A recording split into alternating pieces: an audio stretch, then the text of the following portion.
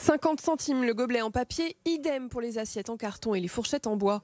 Multiplié par autant de repas, cela fait vite une belle somme pour des étudiants déjà précaires. C'est assez dommage parce qu'on sait que la tendance actuelle, c'est que les étudiants sont dans le besoin.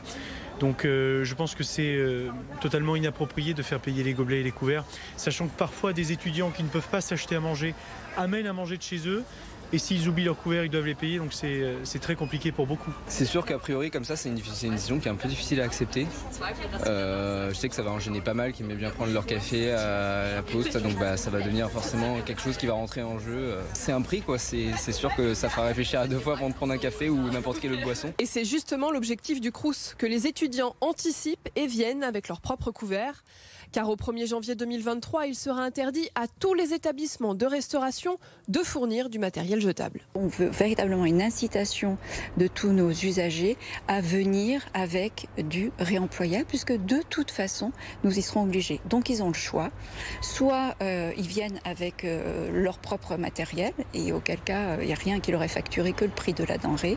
Soit ils font le choix, effectivement, de payer pour avoir du jetable. Le Crous propose également un kit complet de couverts réutilisables à prix coûtant, soit 13,80 €.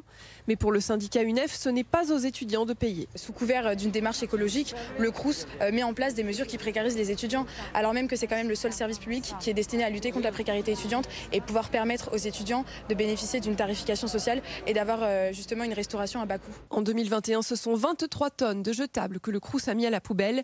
Il espère réduire ce chiffre à 5 tonnes en 2022.